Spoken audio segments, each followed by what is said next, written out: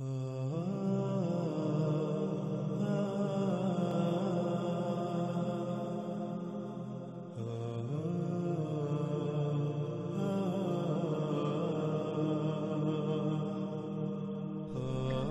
ہمارا موضوع ہے دابۃ الارض یا دابہ من الارض، جس کے بارے میں جو آج تک پھیلایا گیا اور زبان زد عام ہے وہ یہ ہے کہ قیامت سے پہلے زمین سے ایک جانور نکلے گا جو لوگوں سے باتیں کرے گا۔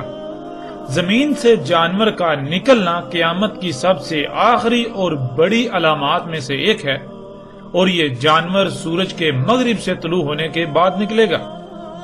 جب یہ جانور نکلے گا تو تب توبہ کا دروازہ بند ہو چکا ہوگا، یعنی سورج کا مغرب سے طلوع ہونا توبہ کا دروازہ بند ہونا ہے، اور جب سورج مغرب سے نکل چکا ہوگا اور توبہ کا دروازہ بند ہو چکا ہوگا تو اس کے بعد یہ جانور زمین سے نکلے گا اور لوگوں سے باتیں کرے گا۔ لیکن ناظرین، حقیقت کیا ہے؟ اس پر ہم الحمدللہ اللہ کے فضل سے ہر پہلو سے اور ہر لحاظ سے اس طرح کھول کر بات کریں گے کہ حق روز روشن کی طرح کھل کر واضح ہو جائے۔ اب آتے ہیں اپنے موضوع کی طرف۔ دابۃ الارض یا دابہ من الارض سب سے آخری اور بڑی علامات اور اشراط الساعۃ میں سے ایک ہے۔ علامات الساعۃ کی سب سے آخری علامت عیسیٰ ابن مریم علیہ السلام کی بعثت ہے۔ عیسیٰ ابن مریم علیہ السلام کی موجودگی میں ایک عظیم واقعہ رونما ہوگا جو کہ ایک عظیم عذاب ہوگا، جسے اللہ سبحانہ و تعالیٰ نے قرآن میں القاریہ کہا ہے، جو کہ تاریخ انسان کی مجموعی طور پر 5ویں اور آخری ایٹمی تباہی ہوگی، یعنی عالمی ایٹمی جنگ۔ اس کی تفصیل بھی انشاءاللہ اللہ کے فضل سے آئندہ ایک ساتھ میں آئے گی۔ عیسیٰ ابن مریم علیہ السلام جو کہ علامات الساعۃ الکبریٰ میں سے سب سے آخر پر ہیں، ان سے پہلے دخان ہیں، اور دخان سے پہلے دابۃ الارض، یوں یعنی دابۃ الارض علامات الساعۃ الکبریٰ میں تیسری آخری علامت ہے۔ ناظرین، آگے بڑھنے سے پہلے یہاں کچھ الفاظ کو سمجھنا بہت ضروری ہے، کیونکہ ان الفاظ کے غلط تراجم و معنی ایسے پھیلا دیے گئے کہ نہ صرف وہ اتنے عام ہو گئے کہ زبان زد عام ہو گئے، بلکہ اس وجہ سے حق چھپ گیا، یوں اکثریت حق کو سمجھنے سے محروم ہو گئی۔ ان میں پہلا لفظ ہے الساعۃ۔ ناظرین، قرآن میں مجموعی طور پر 36 مقامات پر 40 بار اس لفظ کا استعمال ہوا ہے۔ یہاں یہ بات ذہن میں رہے، لفظ الساعۃ کی بات ہو رہی ہے، نہ کہ صرف سات کی۔ الساعۃ اور سات میں کیا فرق ہے، اس پر بھی آگے بات ہوگی۔ پہلے اس پر بات کریں گے کہ آج تک اس لفظ کا کیا ترجمہ کیا جاتا رہا۔ ناظرین، آپ قرآن کے جتنے بھی تراجم و تفاسیر ہیں انہیں اٹھا کر دیکھ لیں تو آپ کو تقریباً ہر جگہ پر لفظ الساعۃ کا ترجمہ قیامت ہی ملے گا۔ مثلا کچھ مقامات کو ہم آپ کے سامنے رکھتے ہیں اور پھر فیصلہ آپ خود کیجئے گا کہ قرآن کے ساتھ کتنا بڑا کھلواڑ کیا گیا، کہ کیسے قرآن کو تراجم کی صورت میں بدلا گیا۔ ناظرین، ہم وقت کی قلت اور کم وقت میں موضوع کو مکمل کرنے کی غرض سے مکمل آیات کا ترجمہ بیان نہیں کریں گے، بلکہ ہم آیات میں صرف انہی مقامات کا ترجمہ بیان کریں گے جہاں لفظ الساعۃ کا استعمال ہوا ہے۔ اس وقت آپ سکرین پر دیکھ سکتے ہیں سورہ یوسف آیت نمبر 107، جس میں لفظ الساعۃ کا ذکر ہوا ہے، اور مترجم ہے مفتی محمد نعیم۔ وہ لکھتے ہیں، اور ان پر اچانک قیامت واقع ہو جائے۔ پھر مفتی تقی عثمانی لکھتے ہیں، یا ان پر قیامت اچانک ٹوٹ پڑے۔ امین احسن اصلاحی لکھتے ہیں، کوئی آفت یا قیامت ہی اچانک آدم کے۔ نگہت ہاشمی، یا اچانک ان پر قیامت ہی آ جائے۔ ابو العلا مودودی، یا بے خبری میں قیامت کی گھڑی اچانک ان پر نہ آ جائے۔ احمد رضا خان، یا قیامت ان پر اچانک آ جائے۔ احمد علی، یا اچانک قیامت ان پر آ جائے۔ فتح محمد جالندری، یا ان پر ناگہاں قیامت آ جائے؟ طاہر القادری، یا ان پر اچانک قیامت آ جائے؟ علامہ جوادی، یا اچانک قیامت آ جائے؟ محمد جوناگڑھی، یا ان پر اچانک قیامت ٹوٹ پڑے؟ محمد حسین نجفی، یا اچانک ان کے سامنے اس حال میں قیامت آ جائے؟ محمود الحسن، یا آپ پہنچے قیامت؟ اشرف علی تھانوی، یا ان پر اچانک قیامت آ جاوے؟ اس طرح ناظرین اگلی آیت سورہ نحل کی آیت نمبر 77، مفتی محمد نعیم، اور جہاں تک قیامت کے واقع ہونے کا معاملہ ہے تو وہ پلک جھپکنے جتنا ہے، مفتی تقی عثمانی، اور قیامت کا معاملہ آنکھ جھپکنے سے بھی زیادہ نہیں ہوگا، امین احسن اصلاحی، اور قیامت کا معاملہ بس آنکھ جھپکنے کی طرح یا اس سے بھی جلد تر ہوگا، نگہت ہاشمی، اور قیامت کا معاملہ پلک جھپکنے جیسا ہے، ابو العلا مودودی، اور قیامت کے برپا ہونے کا معاملہ کچھ دیر نہ لے گا، احمد رضا خان، اور قیامت کا معاملہ نہیں مگر جیسے ایک پلک کا مارنا، احمد علی، اور قیامت کا معاملہ تو ایسا ہے جیسا آنکھ کا جھپکنا، فتح محمد جالندری، قیامت کا آنا یوں ہے جیسے آنکھ کا جھپکنا، طاہر القادری، اور قیامت کے بپا ہونے کا واقعہ اس قدر تیزی سے ہوگا جیسے آنکھ کا جھپکنا، محمد جوناگڑھی، اور قیامت کا امر تو ایسا ہی ہے جیسے آنکھ کا جھپکنا، محمد حسین نجفی، اور قیامت کا حکم تو صرف ایک پلک جھپکنے کے برابر یا اس سے بھی قریب تر ہے، محمود الحسن، اور قیامت کا کام تو ایسا ہے جیسے لپک نگاہ کی یا اس سے بھی قریب، اشرف علی تھانوی، اور قیامت کا معاملہ بس ایسا جھٹ پٹ ہوگا جیسے آنکھ کا جھپکنا۔ اس طرح ناظرین سورہ الکہف کی آیت نمبر 36، مفتی محمد نعیم،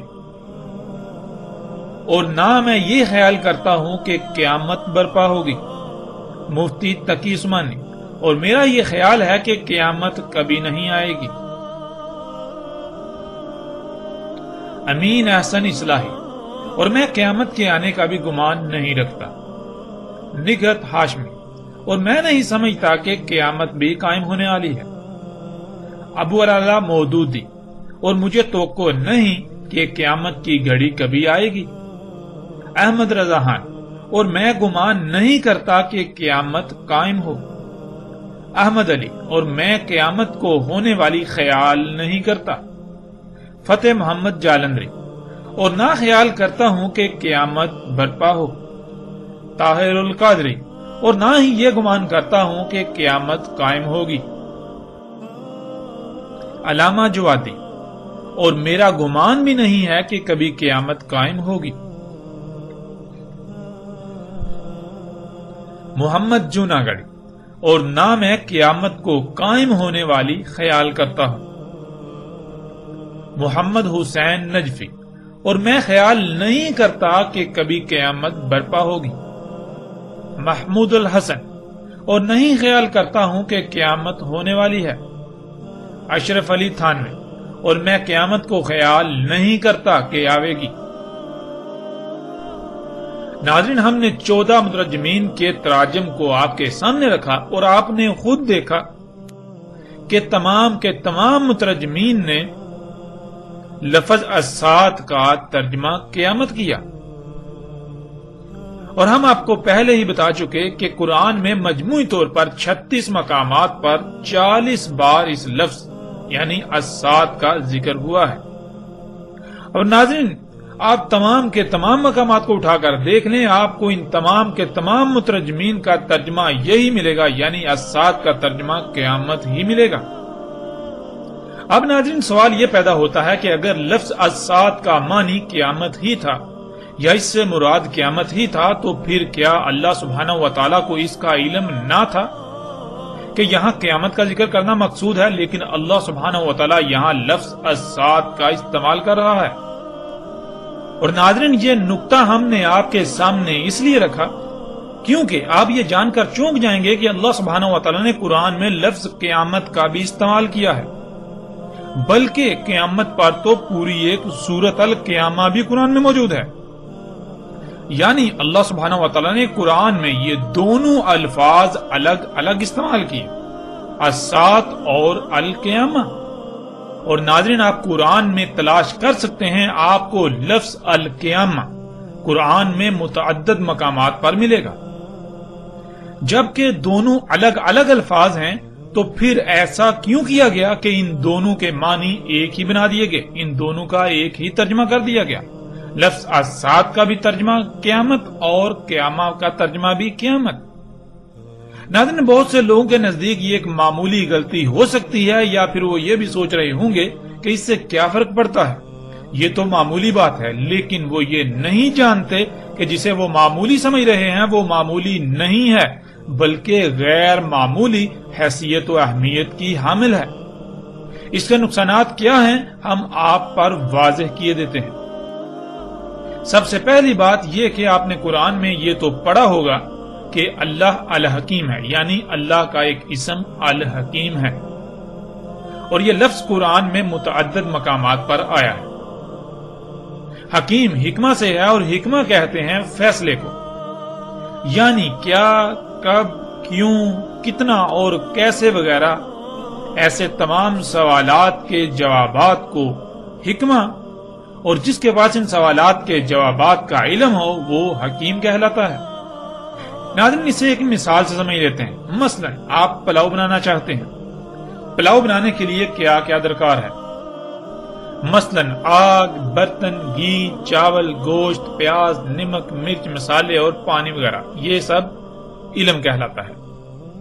اور اب یہ فیصلہ کرنا کہ ان اشیاء کا کب، کیوں، کتنا اور کیسے استعمال کرنا ہے۔ مثلا سب سے پہلے کیا کرنا ہے، یعنی آگ جلانی ہے، کتنی جلانی ہے، اسی طرح کب برتن رکھنا ہے، کتنا گرم کرنا ہے، کیوں گرم کرنا ہے، اسی طرح باقی تمام اشیاء کب، کیوں، کتنی کتنی اور کیسے استعمال کرنی ہے کہ بہترین مطلوبہ شے یعنی پلاؤ بن جائے، اسے حکمہ کہتے ہیں۔ اور جس میں یہ صلاحیت موجود ہو اسے حکیم کہتے ہیں۔ ناظرین، یہ جان لینا ضروری ہے کہ اگر کہیں بھی کوئی بھی رد و بدل کیا جائے گا، یعنی کسی شے کا کم یا زیادہ پہلے یا بعد میں استعمال کیا جائے گا تو مطلوبہ نتائج حاصل نہیں ہو سکتے، اس لیے رائے برابر بھی تبدیلی ممکن نہیں ہے۔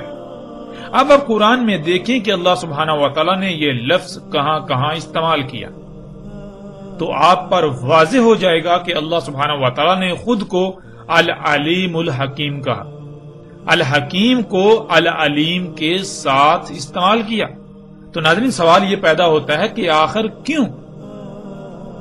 تو اس کا جواب یہ ہے کہ اللہ العلیم ہے، نہ صرف العلیم ہے بلکہ وہ الحکیم بھی ہے، یعنی اس علم کا کب، کہاں، کیوں، کتنا اور کیسے استعمال کرنا اللہ میں یہ صلاحیت موجود ہے، یہ ہے الحکیم ہونا۔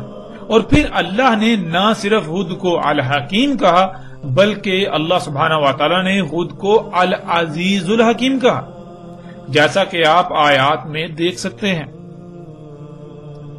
العزیز الحکیم یعنی ایسا حکیم کہ ایک رائی برابر بھی اس کی حکمت میں شائبہ نہیں۔ مطلب یہ کہ وہ جس شے کا بھی استعمال کرتا ہے، وہ جو بھی کام کرتا ہے تو اس میں خامی و خرابی کا تصور تک بھی نہیں کیا جا سکتا۔ وہ جو بھی کہتا ہے، وہ جو بھی کرتا ہے، بالکل ویسا ہی کرتا ہے کہ اس میں تبدیلی کا کوئی تصور تک نہیں کیا جا سکتا۔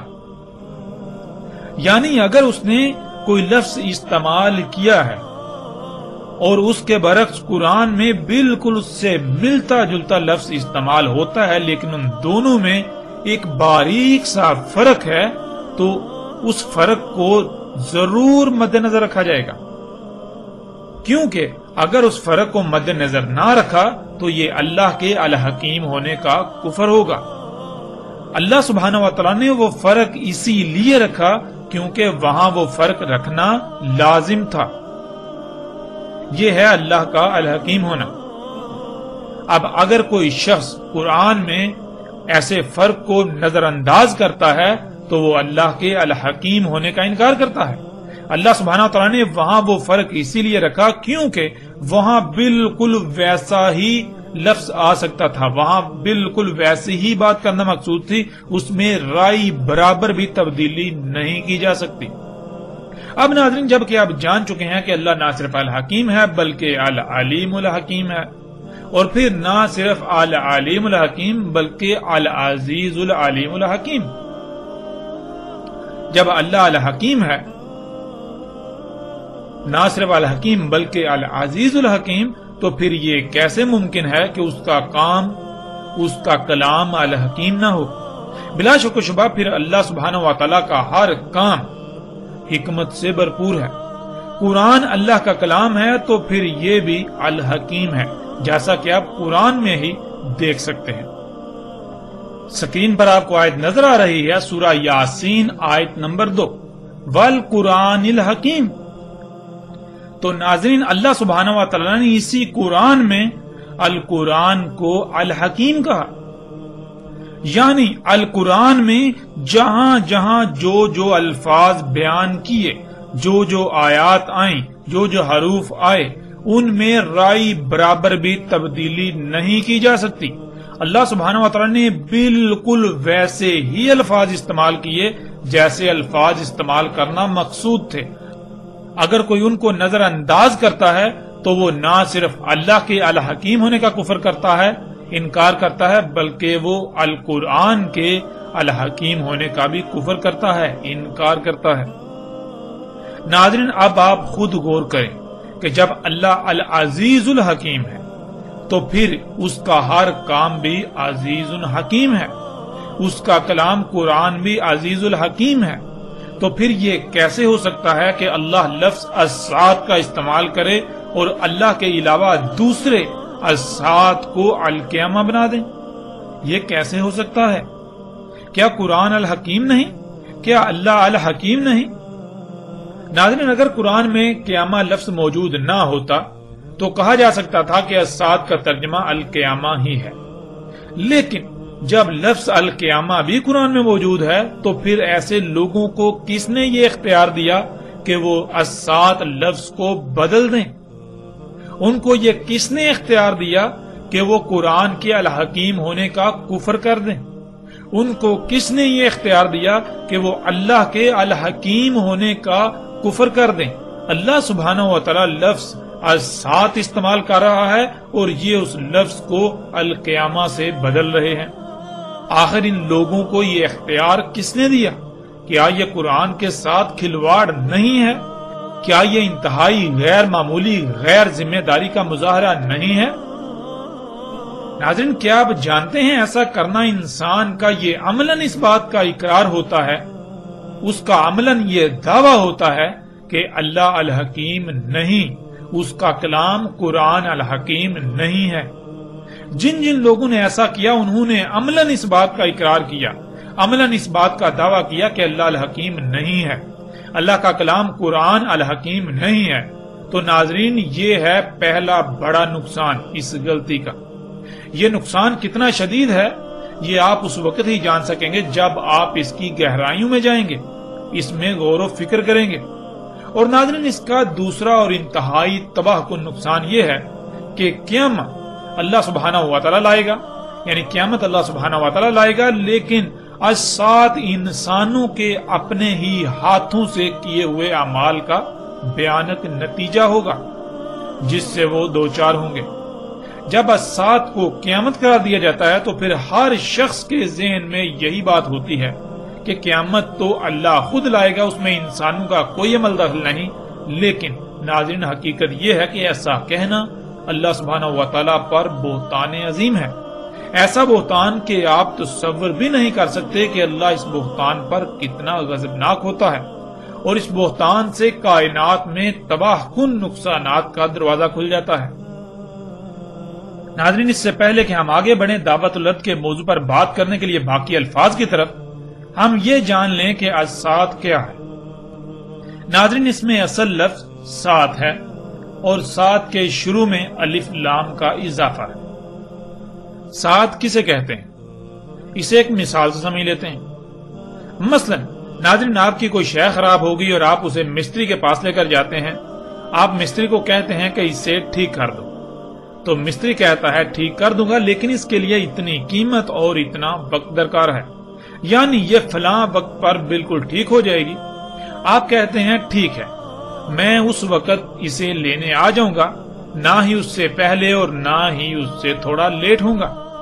تو ناظرین، وہ وقت جو اس مستری نے واضح کیا اسے عربی میں سات کہتے ہیں۔ مثلا جیسے کہ کھانا کب تک بن جائے گا، آگے سے جواب آتا ہے جی کھانا فلاں وقت تک بن جائے گا، تو کھانا جس وقت تیار ہو جائے گا وہ وقت سات کہلائے گا۔ ایسے ہی آپ درجنوں مثالیں لے سکتے ہیں۔ جیسے کوئی شخص ایسا کام کر رہا ہو جس کا نتیجہ تباہ کن ہو، آپ اسے پہلے ہی اس انجام سے متنبہ کر دیں کہ دیکھو یہ نہ کرو ورنہ وہ وقت آ جائے گا کہ تمہیں شدید ترین تباہی یا نقصان سے دوچار ہونا پڑے گا۔ تو وہ وقت جب اس تباہی کا آنا ہے جس سے آپ نے متنبہ کیا، وہ سات کہلائے گا۔ اب ناظرین آتے ہیں لفظ السات کی طرف۔ سات کا تو آپ جان چکے، اور جب بھی عربی میں کسی لفظ کے ساتھ اس کے شروع میں الف لام کا اضافہ کیا جاتا ہے تو وہ بالکل ایسے ہی ہوتا ہے جیسے انگلش میں کسی شے کے ساتھ دی یا دا لگایا جاتا ہے، یعنی کسی شے کو اسپیسیفائی کرنے کے لیے، مخصوص کرنے کے لیے۔ السات، سات کے ساتھ الف لام، یعنی کوئی مخصوص وقت ہے جس کا ذکر کیا جا رہا ہے، کوئی مخصوص گھڑی۔ اور وہ السات یعنی مخصوص وقت کیا ہے، اس کا اللہ سبحانہ و تعالیٰ نے قرآن میں جگہ جگہ تفصیل کے ساتھ ذکر کیا۔ اس پر تفصیل کے ساتھ آئندہ الگ موضوع کے تحت بات ہوگی، لیکن یہاں ہم مختصراً بیان کرتے ہوئے آگے بڑھیں گے۔ ناظرین، اللہ سبحانہ و تعالیٰ نے قرآن میں یہ بالکل واضح کر دیا کہ اللہ نے زمین و آسمانوں میں میزان وضع کیا۔ میزان یعنی توازن قائم کیا۔ آپ اپنی ہی ذات میں غور و فکر کریں تو آپ پر واضح ہو جائے گا کہ کیسے آپ کے جسم میں ایک بہترین توازن قائم ہے۔ جب تک یہ توازن برقرار رہتا ہے تو جسم بالکل ٹھیک رہتا ہے، اور جیسے ہی اس توازن میں بگاڑ آتا ہے تو جسم میں خرابیاں ظاہر ہوتی ہیں، جنہیں بیماریوں کا نام دیا جاتا ہے۔ ناظرین، میزان کہتے ہیں جو شے جیسی جیسی درکار ہو بالکل ویسی ہی بنائی جائے، پھر ہر شے کو جو اس کا مقام ہے اس پر ایسے فٹ کر دیا جائے کہ ایک بہترین توازن قائم ہو جائے۔ جب تک وہ توازن برقرار رہے گا تو اس مشین میں کسی بھی قسم کی کوئی خرابی پیدا نہیں ہوگی، وہ بالکل ٹھیک رہے گی۔ اور جیسے ہی اس میں کوئی تبدیلی کی جائے گی تو اس میں قائم توازن بگڑ جائے گا، اس توازن میں بگاڑ پیدا ہوگا، جس کا نتیجہ خرابیوں اور بالآخر تباہیوں کی صورت میں ظاہر ہوگا۔ ناظرین، گزشتہ ایک ساتھ میں اس کی وضاحت ہو چکی۔ اللہ سبحانہ و تعالیٰ نے آسمانوں اور زمین کو بالکل ایک مشین کی مانند خلق کیا۔ تمام مخلوقات ایک مشین کے مختلف پرزوں کی مانند ہیں۔ جیسے ایک مشین میں تمام پرزے جب تک اپنے اپنے مقام پر رہتے ہوئے اپنی اپنی ذمہ داری پوری کریں گے تو وہ مشین بالکل ٹھیک رہے گی، بالکل ایسے ہی اللہ سبحانہ و تعالیٰ نے زمین اور آسمانوں میں لاتعداد مخلوقات کو خلق کر کے ان کے مقامات پر لگا دیا تاکہ وہ اپنی اپنی ذمہ داری پوری کریں، جس سے وضع کردہ توازن برقرار رہے۔ اللہ سبحانہ و تعالیٰ نے کہا تھا کہ اس نے پہاڑوں سے زمین کا توازن قائم کیا، اور سختی کے ساتھ کہا تھا کہ اللہ کی خلق میں تبدیلی نہ کرنا، اللہ کی خلق میں چھیڑ چھاڑ نہ کرنا، اللہ کی خلق میں فطرت میں مداخلت نہ کرنا، کیونکہ اللہ نے اپنی خلق میں تبدیلی کی گنجائش رکھی ہی نہیں ہے۔ اگر اللہ کی خلق میں تبدیلی کی جائے گی تو پھر اس میں بگاڑ پیدا ہوگا، جس کا نتیجہ تباہیوں کی صورت میں سامنے آئے گا۔ ایسے ہی زمین کی مخلوقات ہوں، پھل پھول سبزیوں سمیت تمام کا تمام رزق ہو، ہواؤں اور بادلوں کا نظام ہو، زمین و آسمان میں لاتعداد چھپی ہوئی مخلوقات ہوں، ان میں چھیڑ چھاڑ کرنے، ان میں مداخلت کرنے، ان کے پیچھے پڑنے سے منع کیا، ان میں کسی بھی قسم کی تبدیلی کرنے سے منع کیا تھا، ورنہ اگر ان میں چھیڑ چھاڑ کی جائے گی تو ان میں بگاڑ پیدا ہوگا، اور پھر نتیجتاً طرح طرح کی بیماریوں، مصیبتوں، تکلیفوں، زلزلوں، سیلابوں، طوفانوں اور تباہیوں کا سامنا کرنا پڑے گا۔ ناظرین، آپ خود غور کریں کہ آپ کا جسم زمین کے عناصر سے بنا ہے، اور وہ زمین کے عناصر آپ کے جسم کی ضرورت ہوتے ہیں، جن کو آپ بطور خوراک اپنے جسم کو فراہم کرتے ہیں۔ ان کی مقدار، ان کا معیار، یہ سب کون طے کرے گا؟ ظاہر ہے وہی جو ان کا خالق ہے، جو اس جسم کا خالق ہے، اور اگر ان کے معیار میں، ان کی مقدار میں کسی بھی قسم کی تبدیلی کی جائے گی تو کیا جسم میں توازن برقرار رہے گا؟ سوال ہی پیدا نہیں ہوتا۔ جسم میں قائم توازن بگڑ جائے گا۔ جب جسم میں موجود لاتعداد مخلوقات کو ان کی ضروریات کی مقدار کم یا زیادہ ہوگی، معیار برقرار نہیں رہے گا، تو پھر ظاہر ہے جسم میں وہ مخلوقات متاثر ہوں گی، جس سے جسم میں قائم توازن بگڑ جائے گا، جس کا اظہار بیماریوں کی صورت میں ہوگا۔ اب اگر ان بیماریوں یعنی جسم میں ہونے والی خرابیوں کو دور نہیں کیا جائے گا تو پھر ظاہر ہے ایک وقت ایسا آئے گا جب جسم موت کا شکار ہو جائے گا، یعنی آخری بڑی تباہی کا شکار ہوگا۔ ایسے ہی ناظرین، جب زمین و آسمانوں میں ترقی کے نام پر چھیڑ چھاڑ کی جائے گی، ان میں فساد کیا جائے گا، پہاڑوں کو کاٹ کاٹ کر زمین کا توازن بگاڑ دیا جائے گا، تو کیا زلزلے نہیں آئیں گے؟ رزق میں زیادہ اور جلد پیداوار کے حصول کے لالچ میں چھیڑ چھاڑ کی جائے گی، اس میں جنیاتی تبدیلیاں کی جائیں گی، تو کیا اس رزق کا استعمال کرنے والے انسان ہوں یا باقی جاندار، کیا ان کے اجسام میں اللہ کے وضع کردہ میزان میں خسارہ نہیں ہوگا اور نتیجتاً بیماریوں کا شکار نہیں ہوں گے، مفلوج نہیں ہوں گے؟ زمین میں قدرتی وسائل کے حصول کے نام پر زمین کا خون نکالا جائے گا، زمین سے وہ عناصر نکالے جائیں گے جن کے بغیر زمین ناکارہ ہو جائے، تو پھر کیا زمین میں بگاڑ نہیں ہوگا؟ زمین جگہ جگہ سے دنسے گی نہیں؟ بادلوں میں ہواؤں کے نظام میں چھیڑ چھاڑ کی جائے گی تو کیا بادلوں کا نظام ٹھیک رہے گا؟ اس میں قائم توازن نہیں بگڑے گا اور نتیجتاً طوفان، آندھیاں اور سیلاب نہیں آئیں گے؟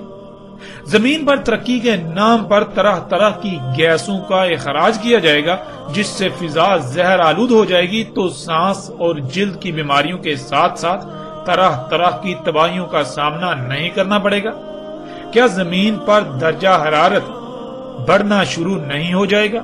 کیا آسمان یعنی زمین کے گرد گیسوں کی 7 تہوں پر مشتمل تہ در تہ حساس ترین حصار متاثر نہیں ہوگا؟ وہ پھٹے گا نہیں؟ ناظرین، یہی سب اللہ سبحانہ و تعالیٰ نے کہا تھا کہ جب تم فطرت میں چھیڑ چھاڑ کرو گے، اللہ کی خلق میں تبدیلیاں کرو گے، تو ان نتائج کا سامنا کرنا پڑے گا۔ اور جیسے جب تک بیماری لا علاج نہیں ہوتی تب تک علاج ممکن ہوتا ہے، اس وقت تک علاج کر لیا جائے تو بیماری سے چھٹکارا مل جاتا ہے، ورنہ اگر وقت ہاتھ سے نکل جائے تو نہ صرف بیماری لا علاج ہو جاتی ہے بلکہ پھر آخری بڑے نتیجے کا سامنا کرنا پڑتا ہے جو جسم کو مکمل طور پر نکارہ بنا دیتا ہے، اور وہ موت ہے۔ بالکل اسی طرح ناظرین، آج آپ اپنی آنکھوں سے دیکھ رہے ہیں انسانوں کے اپنے ہی ہاتھوں سے کیے جانے والے مفسد اعمال، جنہیں وہ ترقی کا نام دیتے ہیں، ان کی وجہ سے دنیا میں طرح طرح کی بیماریاں، مصیبتیں، تکالیف، جنگ و جدل، سیلاب، طوفان، آندھیاں، زلزلے، زمین کا جگہ جگہ سے دھنسنا، زمین اور پہاڑوں کا ٹل جانا وغیرہ، کیا یہ سب رک جائے گا؟ نہیں، یہ اب لا علاج ہو چکا۔ اب یہ سب دن بدن بڑھتا ہی چلا جائے گا، یہاں تک کہ عنقریب ایسا زلزلہ آئے گا جو کہ انسانوں پر آخری عظیم ترین تباہی مسلط ہوگی، جس میں ایک بھی انسان نہیں بچے گا۔ اس تباہی کے مسلط ہونے کے وقت کو اللہ سبحانہ و تعالیٰ نے قرآن میں الساعۃ کہا۔ اب ناظرین آپ خود غور کریں کہ کیا الساعۃ قیامت ہے؟ کیا الساعۃ اللہ لائے گا یا پھر انسانوں کے اپنے ہی مفسد اعمال جن کو وہ ترقی کا نام دے رہا ہے، انہی اعمال کا بھیانک نتیجہ ہوگا؟ اور ناظرین قیامت کیا ہے اس کو بھی یہاں مختصراً جان لیں، باقی تفصیل کے ساتھ آئندہ ایک ساتھ میں قیامت کے موضوع کے تحت بات ہوگی۔ ناظرین قرآن میں 70 مقامات پر لفظ القیامہ کا استعمال ہوا ہے، اور تمام مقامات پر آپ پر یہ بات واضح ہو جائے گی کہ قیامت کیا ہے۔ قیامت الساعۃ کے بعد یعنی عظیم زلزلے میں تمام کے تمام انسانوں کے خاتمے کے بعد، جب زمین انسانوں کے اپنے ہی ہاتھوں سے کیے ہوئے مفسد اعمال کے رد عمل کی وجہ سے انتہائی بھیانک ایک صورت اختیار کر چکی ہوگی، انسانوں کے اعمال کے رد عمل جب آنا تھم جائیں گے، تب تمام انسانوں کو دوبارہ زندہ کیا جائے گا اور ان سے ان کے اعمال کی پرسش ہوگی اور بدلے کا سامنا کرنا ہوگا۔ اس سے القیامہ یعنی قیامت کہا گیا۔ اب ناظرین آپ خود غور و فکر کریں اور فیصلہ کریں، الساعۃ اور القیامہ میں کتنا فرق ہے، اور الساعۃ کا ذمہ دار کون ہوگا؟ کس کی وجہ سے الساعۃ آئے گی؟ کیا اللہ الساعۃ کا ذمہ دار ہوگا یا انسان خود اس کا ذمہ دار ہوگا؟ کیا الساعۃ اللہ کی چاہت ہوگی؟ اور القیامہ کیا ہے؟ القیامہ دوبارہ اٹھائے جانے سے لے کر رائی برابر اعمال کا بدلہ دیا جائے گا۔ ناظرین اب سوال یہ پیدا ہوتا ہے کہ کیا انسان ایسا چاہے گا یا پھر القیامہ اللہ کی چاہت ہوگی؟ فیصلہ بالکل آسان ہے، حق آپ کے سامنے ہے۔ اب آپ خود اس بات کا اندازہ لگا سکتے ہیں کہ لفظ الساعۃ کا ترجمہ جب قیامت کیا گیا تو اس کے کتنے عظیم نقصانات ہیں، اور کیا اللہ سبحانہ و تعالیٰ اس کی اجازت دیتا ہے؟ اور پھر جن لوگوں نے آج تک ایسے تراجم کیے، کیا آپ ان سے یہ سوال نہیں کریں گے؟ کیا ان لوگوں کا اتنا عظیم دجل چاک ہونے کے باوجود بھی آپ ان کو اپنا الہ بنائے رہیں گے؟ اس دجل کے چاک ہونے کے باوجود وہ آپ کو فرشتے نظر آئیں گے؟ وہ آپ کو علماء نظر آئیں گے؟ ناظرین جان لیں، اگر اس کے باوجود آپ حق سے اعراض کرتے ہیں اور ایسے لوگوں کے ہی پیچھے چلتے رہیں گے تو عنقریب ایسے انجام سے دوچار ہوں گے کہ اس وقت آپ چاہیں گے کہ کاش ہمیں ایک موقع مل جائے، لیکن تب سوائے پچھتاوے کے کچھ نہیں رہے گا۔ اس لیے اس وقت فیصلہ آپ کے ہاتھ میں ہے، آپ کے پاس وقت ہے، آپ وہ فیصلہ کریں جس میں آپ کے لیے دنیا اور آخرت میں فلاح ہو، فائدہ ہو، پچھتاوے کا سامنا نہ کرنا پڑے۔ ناظرین لفظ الساعۃ کو آپ الحمدللہ جان چکے، اب آتے ہیں ان الفاظ کی طرف، اشراط اور علامات۔ جیسے آپ نے عموماً سنا ہوگا اشراط الساعۃ اور ایسے ہی علامات الساعۃ، اور دونوں کا ترجمہ قیامت کی علامات یا قیامت کی نشانیاں کر دیا جاتا ہے۔ لفظ اشراط یہ جمع کا صیغہ ہے اور اس کا واحد شرط ہے۔ ناظرین شرط کسے کہتے ہیں اسے ایک مثال سے سمجھ لیتے ہیں۔ مثلا پیاس بجھانے کے لیے پانی کا ہونا ضروری ہے، پانی کے بغیر پیاس کا بجھانا ناممکن ہے۔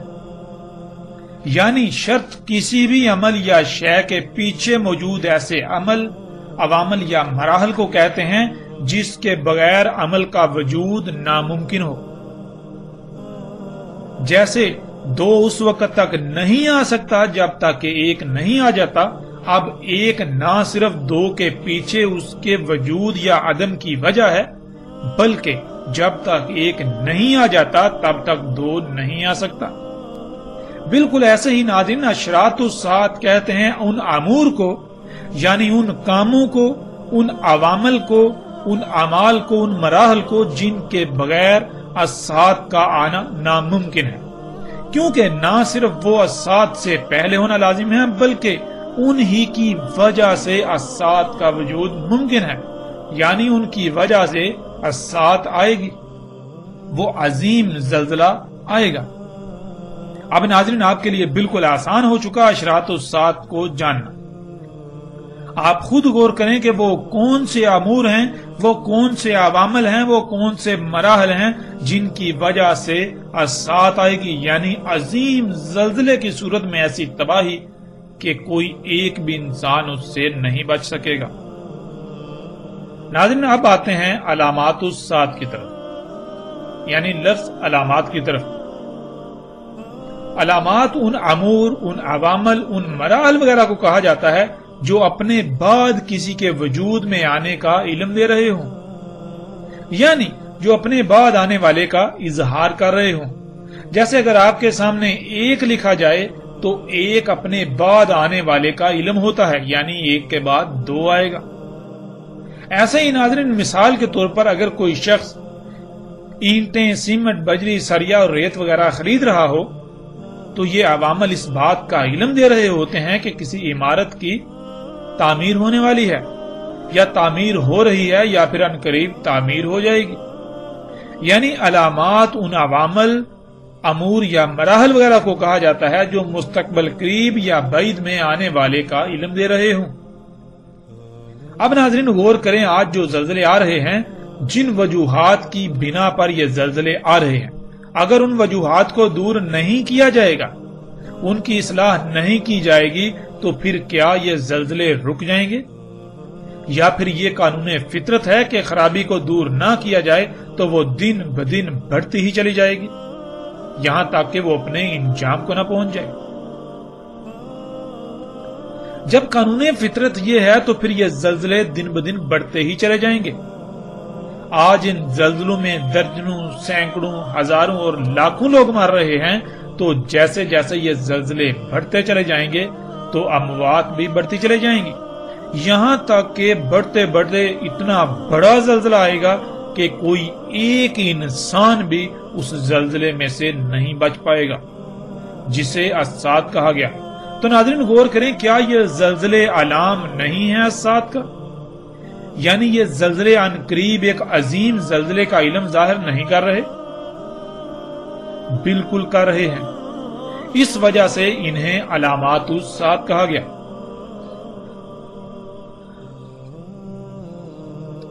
ناظرین اب آتے ہیں ہم اپنے موضوع کی طرف۔ ہمارا موضوع ہے دابۃ الارض یا دابہ من الارض، جو کہ ہم پیچھے بات کر چکے ہیں کہ دابۃ الارض یا دابہ من الارض کے بارے میں آج تک جو زبان زد عام ہے، جو پھیلا دیا گیا، وہ یہ ہے کہ قیامت کی آخری اور سب سے بڑی علامات میں سے ایک زمین سے جانور کا نکلنا، اور وہ جانور انسانوں سے باتیں کرے گا، اور وہ جانور اس وقت نکلے گا جب سورج مغرب سے طلوع ہو چکا ہوگا اور توبہ کا دروازہ بند ہو چکا ہوگا۔ سورج مغرب سے طلوع ہونے کے بعد، توبہ کا دروازہ بند ہونے کے بعد وہ جانور نکلے گا۔ اب حقیقت کیا ہے، ہم آتے ہیں اس طرف۔ ناظرین دابۃ الارض کے معنی ہے ارض کا دابہ، اور دابہ من الارض کے معنی ہے ارض سے دابہ، یعنی وہ دابہ جو ارض سے بنے گا، ارض سے وجود میں آئے گا۔ ناظرین پیچھے یہ بتایا گیا ہے کہ دابۃ الارض بڑی اور آخری علامات و شرائط میں سے آخری تیسری نہ صرف علامت ہے بلکہ شرط ہے، یعنی الساعت جن وجوہات کی بنا پر آئے گی ان میں سے ایک بڑی وجہ وہ دابہ ہوگا جو ارض سے بنے گا، اور جب وہ دابہ ظاہر ہوگا تو وہ اس بات کا علم ہوگا کہ اب الساعت بالکل سر پر آ چکی ہے۔ یہ بات پھر سے جان لیں اور اسے اپنے ذہن میں بٹھا لیں کہ دابۃ الارض اشراط الساعت میں سے ہے، یعنی ان عوامل، ان امور، ان مراحل میں سے ایک ہے جن کی وجہ سے الساعت آئے گی۔ اگر آپ نے اس نقطے کو جان لیا تو نہ صرف آپ دابۃ الارض کو بآسانی سمجھ سکیں گے بلکہ مزید ایسے ایسے حقائق آپ پر کھل جائیں گے جن کا اس سے پہلے آپ کے لیے تصور کرنا بھی محال تھا۔ سب سے پہلے ہم ان الفاظ کو جان لیتے ہیں، لفظ دابہ اور ارض۔ ناظرین دابہ یا الدابہ یہ لفظ بنا ہے داب سے، اور داب عربی میں کہتے ہیں مرحلہ با مرحلہ آگے بڑھنے کو، سفر طے کرنے کو، حرکت کرنے کو۔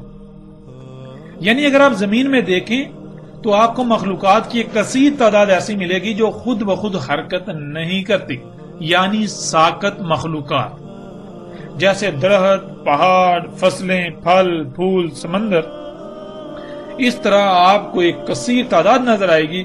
اب اس کے برعکس دوسری قسم کی مخلوقات ہیں جو کہ حرکت کرتی ہیں، جیسے کہ تیر کر، رینگ کر، چل کر یا اڑ کر۔ تو ناظرین، یہ جتنی بھی حرکت کرنے والی مخلوقات ہیں انہیں دابہ کہا جاتا ہے، یعنی حرکت کرنے والی مخلوقات، مرحلہ با مرحلہ، سٹیپ بائی سٹیپ آگے بڑھنے والی مخلوقات، مرحلہ با مرحلہ، سٹیپ بائی سٹیپ سفر طے کرنے والی مخلوقات۔ اب آپ جس زاویے سے بھی غور کریں گے تو آپ کو ان میں یہی بات نظر آئے گی، نہ صرف یہ سٹیپ بائی سٹیپ یعنی مرحلہ با مرحلہ سفر کرتی ہیں، حرکت کرتی ہیں، بلکہ یہ بالکل اسی طرح مرحلہ با مرحلہ وجود میں آئیں۔ جب زمین مکمل ہوئی تو سب سے آخر میں خلا سے جمے ہوئے پانی کے شہابیوں کی بارش ہوئی۔ ان شہابیوں کے زمین پر آ کر پگھلنے کی وجہ سے پانی وجود میں آیا۔ اس سے پہلے زمین پر خلا سے 3 مراحل میں ایسا مواد آ چکا تھا اور وہ کیمیائی عوامل سے گزر کر اپنے اپنے مقام پر پہنچ چکا تھا، جس کا تعلق زمین پر حیات سے تھا، زمین پر زندگی سے تھا یا زندگی سے ہے۔ یوں زمین پر زندگی سے تعلق رکھنے والے چوتھے اور آخری مرحلے میں زمین کے پانی پر اترنے سے ان کیمیائی عناصر کے ساتھ پانی کا اختلاط ہوا تو پانی میں زندگی وجود میں آئی، یعنی پانی میں کیڑوں کی ابتدا ہوئی۔ وہ مرحلہ با مرحلہ آگے بڑھتی گئیں، یعنی ان میں اضافہ ہوتا چلا گیا، جسے آپ ارتقاء کا نام دے سکتے ہیں۔ یعنی لفظ داب کو جو آسان ترین معنی دیا جا سکتا ہے وہ ہے ارتقاء، اسی سے ہے دابہ، یعنی سٹیپ بائی سٹیپ، مرحلہ با مرحلہ آگے بڑھنا۔ یوں پانی میں ان کیڑوں کے وجود میں آنے سے ان سے پانی میں تیرنے والی مخلوقات وجود میں آئیں، پھر ان سے ایسی مخلوقات وجود میں آئیں جو کہ پانی اور خشکی دونوں میں زندہ رہ سکتی ہیں۔ تیرنے والی مخلوقات سے رینگنے والی مخلوقات، رینگنے والی مخلوقات سے چلنے والی مخلوقات اور چلنے والی مخلوقات سے اڑنے والی مخلوقات وجود میں آئیں۔ اس طرح یہ تمام حرکت کرنے والی مخلوقات نہ صرف مرحلہ با مرحلہ حرکت کرتے کرتے آگے بڑھتی ہیں، بلکہ یہ اسی طرح مرحلہ با مرحلہ حرکت کرتے کرتے وجود میں آئیں۔ ناظرین، اس طرح یہ تمام کی تمام حرکت کرنے والی مخلوقات نہ صرف مرحلہ با مرحلہ، سٹیپ بائی سٹیپ حرکت کرتی ہیں، آگے بڑھتی ہیں، سفر کرتی ہیں، بلکہ یہ اسی طرح مرحلہ با مرحلہ حرکت کرتے کرتے وجود میں آئیں۔ اسی طرح ناظرین، ہم دیکھتے ہیں کہ اللہ سبحانہ و تعالیٰ نے قرآن میں دابہ کے بارے میں کیا رہنمائی کی۔ اللہ سبحانہ و تعالیٰ نے قرآن میں دابہ کسے کہا؟ ناظرین، قرآن میں 14 مقامات پر لفظ دابہ کا استعمال ہوا اور اس کی جمع کا صیغہ دواب 4 مقامات پر استعمال ہوا۔ اس کے علاوہ جس سے یہ لفظ بنا یعنی داب، اس کا استعمال بھی 4 مقامات پر ہوا۔ یوں ناظرین، دابہ اور دواب کی صورت میں مجموعی طور پر پورے قرآن میں 22 مقامات پر اس لفظ کا استعمال ہوا۔ ناظرین، ان 22 مقامات کو اگر سامنے رکھا جائے تو بالکل کھل کر واضح ہو جائے گا کہ دابہ کے معنی کیا ہیں۔ بذات خود بشر انسان کو بھی قرآن میں دابہ کہا گیا، کیونکہ بشر بھی حرکت کرنے والی مخلوقات میں سے ایک ہے۔